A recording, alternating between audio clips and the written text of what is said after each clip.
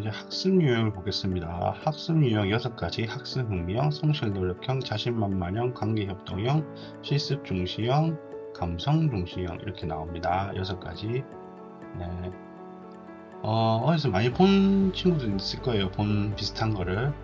예, 직업 흥미 유형이랑 아마 6가지 겹칩니다. 예.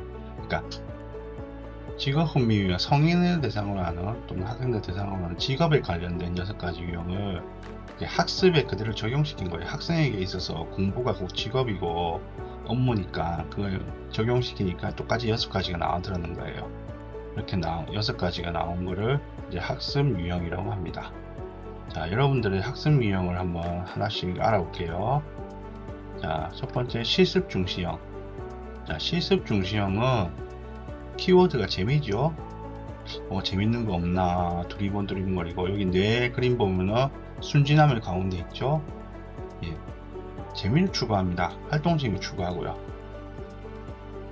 미리 말씀드린 학습 유형이 어떤 유형이 공부를 더 잘하고 못하고는 없습니다. 그냥 스타일의 차이예요. 물론 내 환경이나 내 학교 분위기가 어떤 유형한테 조금 유리할 수는 있어요. 네. 근데 어떤 유형이 공부를 더 잘한다 그런 건 없습니다.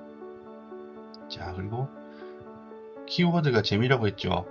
그리고 학습 환경도 재미있는 게 중요합니다. 체험적이고 활동적인 거 이런 게 중요해요. 실습 중시형은 그런 환경이 있으면 공부를 잘하겠죠. 네.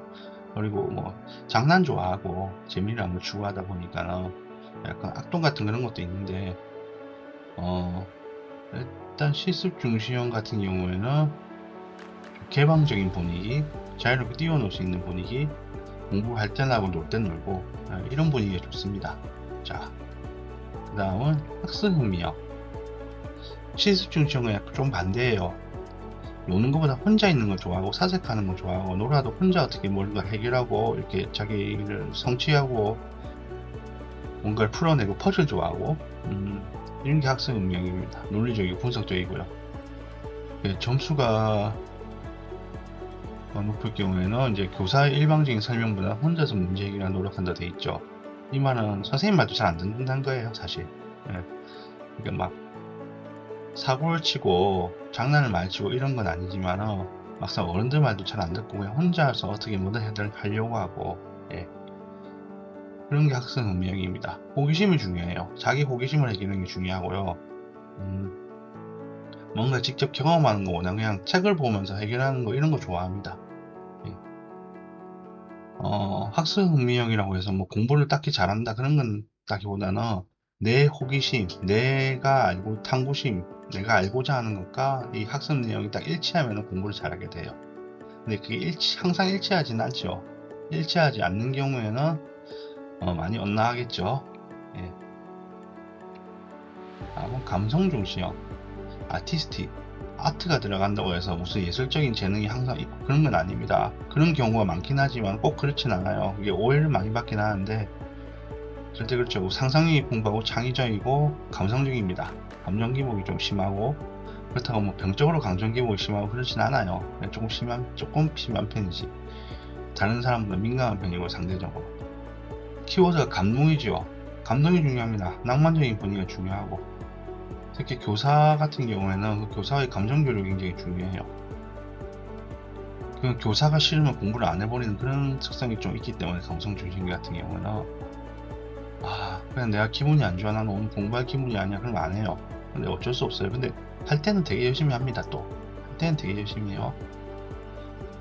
감성 중심 같은 경우는 공부를 열심히 하고 잘하려면은 좀 자기 스타일을 찾아야 합니다. 자기 학습 스타일, 자기만의 학습 공간, 자기만의 방식, 이런 걸 좀 빨리 찾아야 돼요. 감성 중시형은 자기한테 뭐가 맞는지를 빨리 찾는 게 중요합니다.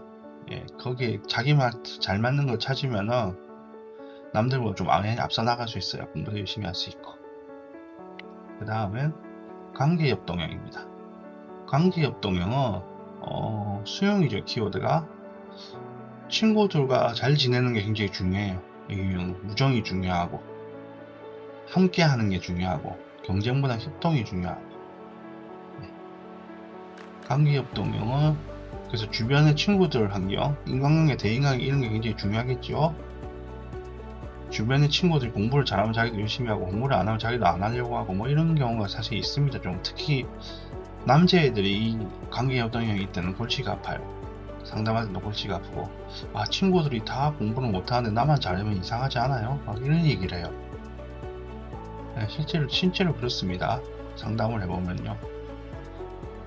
제일 부모님이 상담했던 것 중에 제일 심했던 경우가 이런 거였어요.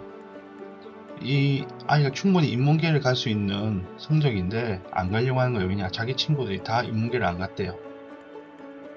그래서 자기도 인문계를 안 가려고 하는 거예요. 네, 그래서 상담을 했던 사례도 있었습니다. 관계협동형 성향이 굉장히 강한 아이였어요. 관계협동형 그래서 뭐다? 뭐 간단하죠. 공부 잘하면 어떻게 된다? 네, 일단은 인생은 혼자 사는 걸 알아야 된다. 빨리 깨우치고, 친구가 내 대신 공부를 살려주진 않고 친구가 내 대신 인생 살려주지 않는다. 빨리 깨우쳐야죠. 그리고 되도록이면 공부를 잘하는 친구들을 많이 사귀는 거, 네, 그게 중요합니다. 자, 자신만만형 같은 경우는 키워드가 성취지요. 네, 웬만하면 공부 잘합니다. 경쟁 동기가 강하기 때문에. 근데 이제 단점은 공부를 좀 대충 하는 경향이 있어요. 자기 잘난 맛에. 자신만만형은 지는 걸 싫어하고 모든 걸 자기가 다 잘할 수 있다고 생각하는 경향이 강하기 때문에. 그리고 칭찬을 약하고요. 권위에 잘 복종하고 본인도 권위적이고요. 그러니까 수평적인 관계보다 수익적인 관계에 굉장히 민감한 거예요. 누가 나보다 위지, 누가 나보다 아래지, 이게 중요해요. 자신만만형한테 인간관계에서 친구보다는 그런 관계가 훨씬 더 중요합니다. 네. 친구를 사귀어도 내가 친구들보다 다 잘났다고 생각을 해요. 자신만만형 기본적으로.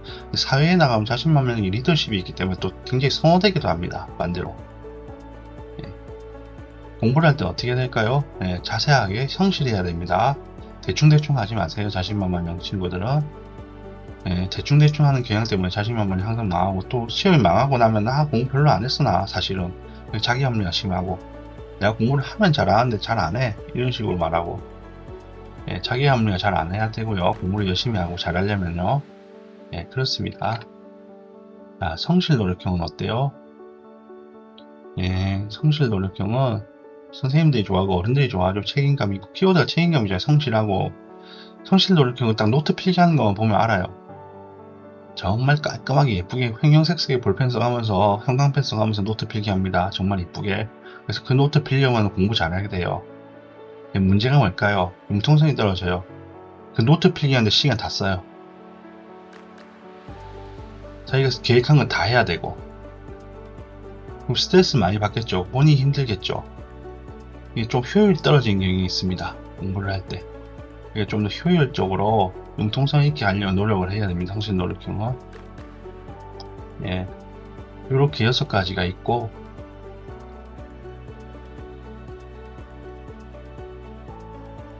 여섯 가지 육각형 모양으로 RIASEC, 리아섹이라고 하죠. 이거는 직업 유형하고 똑같습니다.